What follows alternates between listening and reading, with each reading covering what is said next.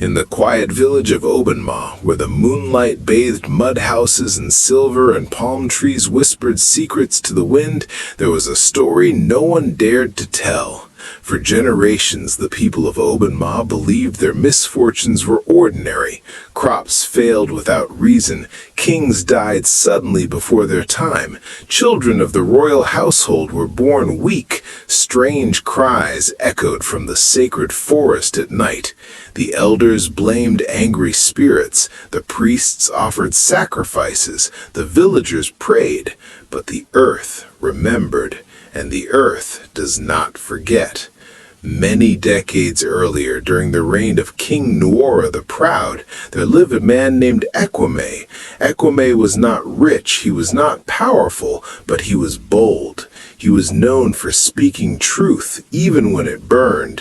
One season, when taxes became unbearable and the royal guards began seizing farms from widows, Equime stood in the village square and said, "A throne built on injustice will sink into the earth." His words spread like wildfire. The king saw rebellion where there was only courage. The chiefs, fearful of losing their positions, accused Equime of treason and witchcraft. They claimed he was planning to overthrow the royal lineage.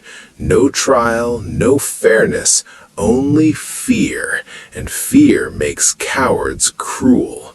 One night, under heavy rain and thunder, they dragged Equime to the edge of the sacred forest. They dug a deep pit. He begged them not for his life, but for truth to live on.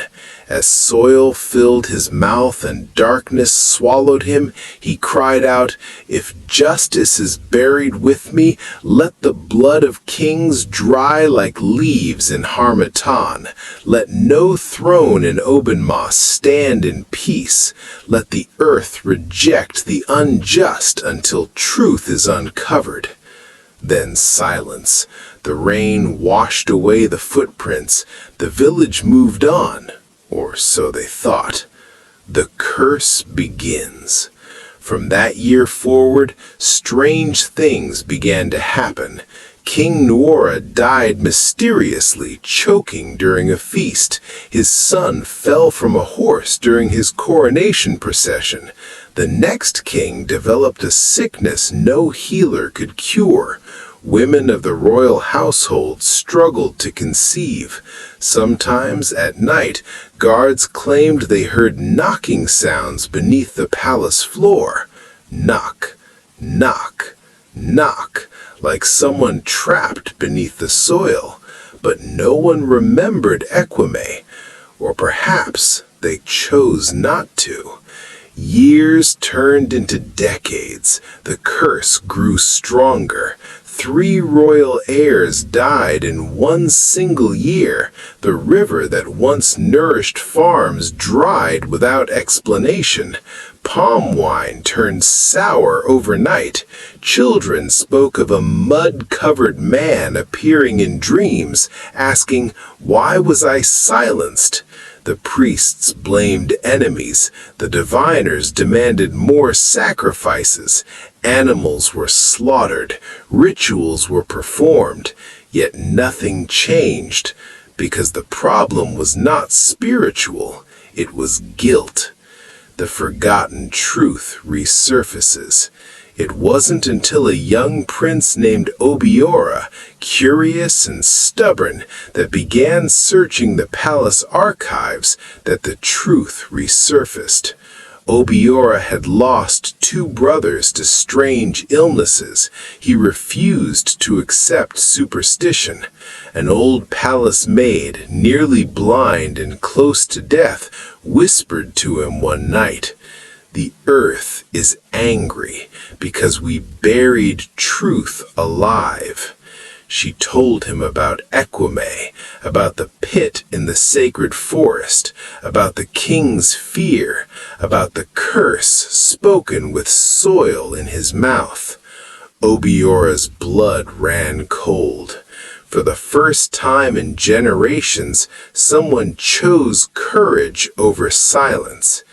The prince gathered elders and forced them to reveal the hidden story.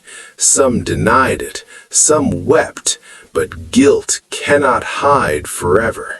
They went to the sacred forest, they dug where the old woman had described, and there, beneath layers of hardened red earth, they found bones, curled as if still trying to breathe.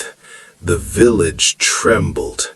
Prince Obiora did something no king before him had done. He confessed publicly. In the village square he declared, "Our throne was protected by silence, but silence has destroyed us. Today we honor the man we wronged." They gave Ekwame a proper burial. They built a monument in his name.